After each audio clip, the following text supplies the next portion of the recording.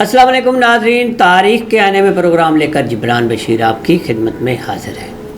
नाज़रीन, आज का प्रोग्राम जो हम कर रहे हैं वो प्रोग्राम है कि पाकिस्तान की तहरीक आज़ादी में अलग मुस्लिम रियासत बनाने में उलमाए कराम ने जिन उलमाए कराम ने मुखालफत की, उन्होंने क्यों मुखालफत की।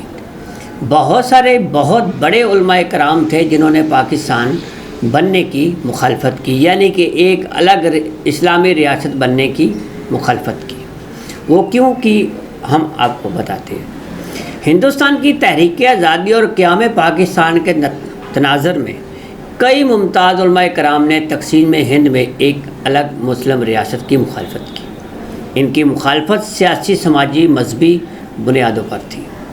मौलाना अब्दुल कलाम आज़ाद इंडियन नेशनल कांग्रेस के एक सीनियर रहनुमा थे और एक मुमताज़ आलमी स्कॉलर भी थे।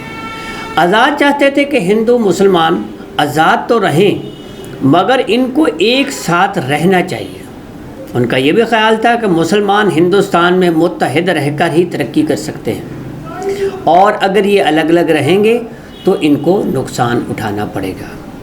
यानी कि उनके कहने के मुताबिक था, अगर बट जाएंगे तो ये नुकसान उठाएंगे और खुदा न खास्ता ये बिल्कुल अलग ना हो जाए। वही हुआ कि हमें भी नुकसान हुआ, जो कि बांग्लादेश की सूरत में हमें नुकसान उठाना पड़ा। उसके बाद मौलाना हुसैन अहमद मदनी साहब, जो कि जमीयत उलमाए हिंद के रहनुमा थे, वो भी इसके मुखालिफ थे, जो एक बहुत काबिल एहतराम उलमाए कराम थे। उन्होंने भी मुखालफत इसलिए की कि उनका ख्याल था कि मुसलमानों को एक अलग रियासत की तलाश है, मगर इसकी बजाय वो अपने हकूक़ को तलाश करें। वो एक रियासत में रहकर अपने हकूक़ को तलाश कर सकते हैं, मुत्तहिद रह के तलाश कर सकते हैं, मगर अलग अलग रहेंगे तो वो अपना हक़ सही तरीके से नहीं ले सकेंगे। ये एक उनका नज़रिया था। उसके बाद जमात इस्लामी के बानी मौलाना सैयद अबुल आला मौदूदी साहब ने भी मुखालफत की। जमात इस्लामी के बानी एक बाअसर सियासी शख्सियत माने जाते थे। उन्होंने दलील दी कि एक अलहदा रियासत बनाने से इस्लामी असूलों के नफाज को यकीनी नहीं बनाया जा सकता। उसके बाद मौलाना अहमद रज़ा ख़ान बरेलवी साहब, जो कि बरेलवी तहरीक के बानी थे, उन्होंने मुसलमानों की अलग रियासत बनाने की भी मुखालफत की। वो सियासी मंजरनामे पे तो बराह रास्त नहीं थे, मगर उनके पैरोकार और उनके साथ जो उलमाए कराम थे वो इस हक़ में नहीं थे कि एक अलग मुस्लिम रियासत बने। उनका ख़याल था कि एक अलग रियासत बनने के बाद मुल्क फ़िरका वाराना तक़सीम का बायस बनेगा, जो कि बन गया। हर जगह पे फ़िरके ही फ़िरके फैल गए।